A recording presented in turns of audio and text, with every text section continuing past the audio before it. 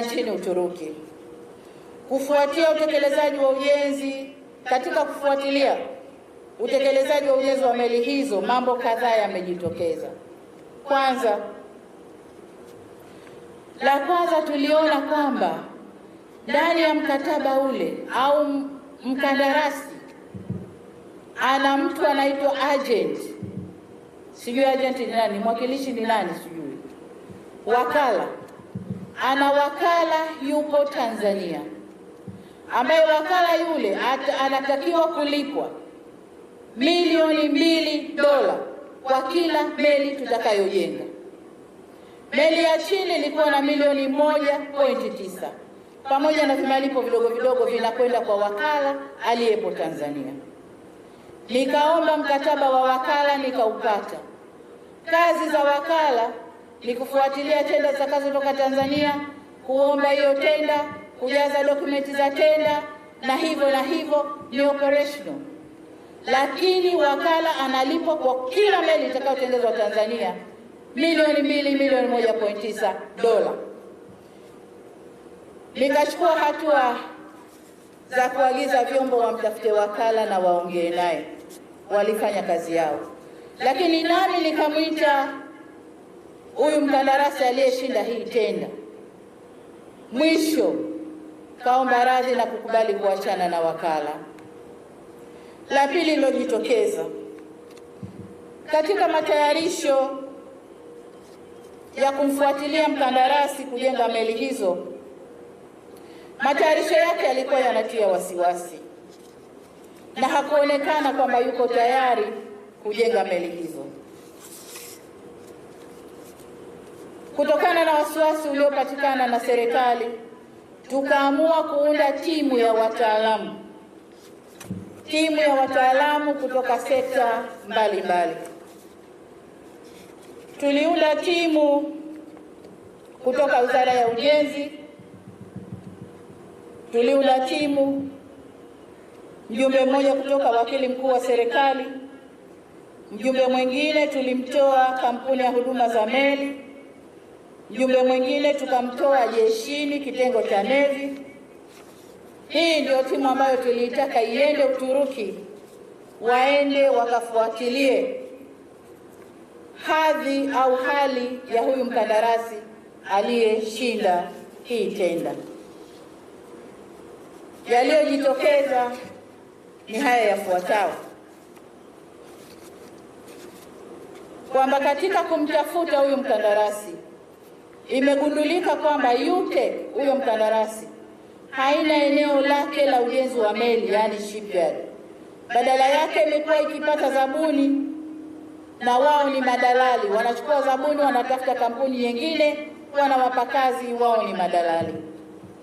Lakini pia iligundulika kwamba mbali na maelezo kuwa kampuni hii na fedha zinazotosheleza, ilibainika kwamba uwezo wake wa kifedha ni mdogo mno, kwa sababu mpaka timu inaondoka Uturuki wameshindwa kutoa statement ya fedha walizonazo.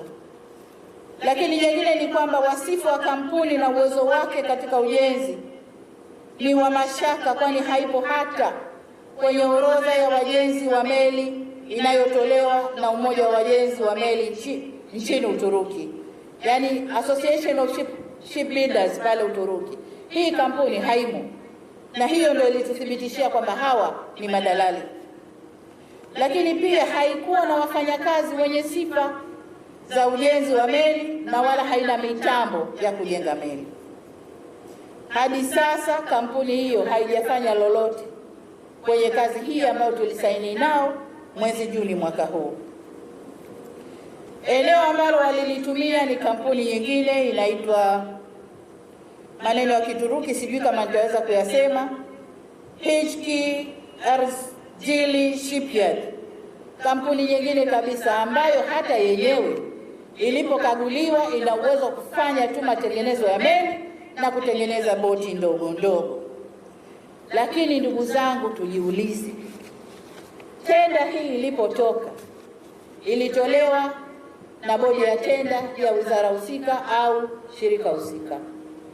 Shirika lile lina bodi ya wakurugenzi ambao wamepitisha tenda hii. Lakini pia niseme, nina taarifa kwamba hata huyu mkandarasi alifanyiwa due diligence ambayo imesema yuko positive, lakini timu ilipokwenda yaliyobainika ni hayo. Sasa haya tumeyabaini hivi karibuni.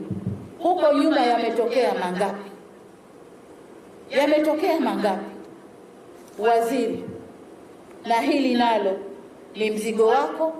Naomba tena bodi iliyohusika, bodi ya wakurugenzi, jiulize tena kwamba hawa watu, hivi vikundi viwili bado vinafaa kukaa kwenye hili shirika kama miradi iliyokuwa ikipitishwa ni aina hii. Ndugu zangu,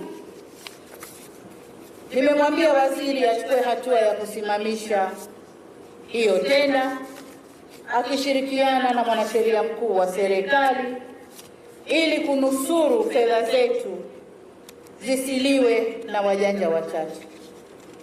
Lakini kinachosikitisha ni kwamba mzalendo wa ndani, sijui tumwite mzalendo au mwananchi wa ndani anashirikiana na wajanja wa nje kuchepusha pesa zote hizi ambazo zingekwenda kwenye kutekeleza maendeleo ya wananchi wanyonge kule chini. Tuna uhaba wa madarasa, napita nikikopa. Tuna uhaba wa vituo vya afya, tunahangaika. Tuna uhaba wa pembejeo za kilimo, tunatafuta fedha. Lakini huku kuna wenye raha zao, wamekalia fedha, wanapitisha miradi wanavyotaka na wanazitumia wanavyotaka. Bodi zipo, tenda hizo sijui tenda komiti zipo, mambo ni kama hayo. Naomba waziri, fanya marekebisho unavyoweza kwenye wizara yako. Kama huwezi, njoo tukae kitako, mimi, wewe, katibu mkuu kiongozi, tuone jinsi ya kufanya marekebisho kwenye wizara hii ili mambo yaendelee.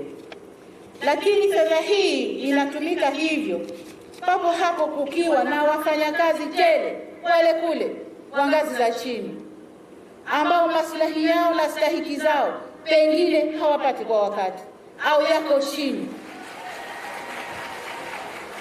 Watu wale fedha hii wangepata motisha ya kufanya kazi zaidi kuliko kuwavuta mnakowavuta sasa. Kazi ni kubwa, mapato ni machache. Mheshimiwa Waziri,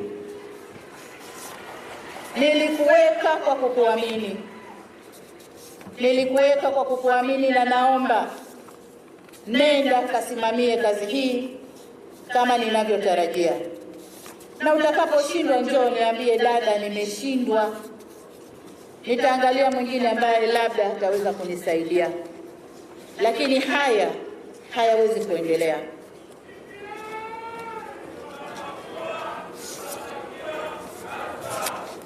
Ndugu zangu, kuna makundi wanajua wanayoyafanya ndani ya serikali. Ni makundi hayo yanageuka kusema serikali ya awamu ya 6 ufisadi umerudi, mambo yako ovyo, kumbe wao ndio wako ovyo. Na mambo yale hayakufanyika ndani ya awamu ya 6. Yalifanyika huko nyuma, gari bovu linaangushiwa awamu ya 6. Sitakubali. Niliapa kusimamia haki za wananchi. Nitasimama nao. Nitasimama na kutetea haki za wananchi. Sitakubali. Baada ya kusema hayo, narudia tena kupongeza, sijui niwapongeze TPA.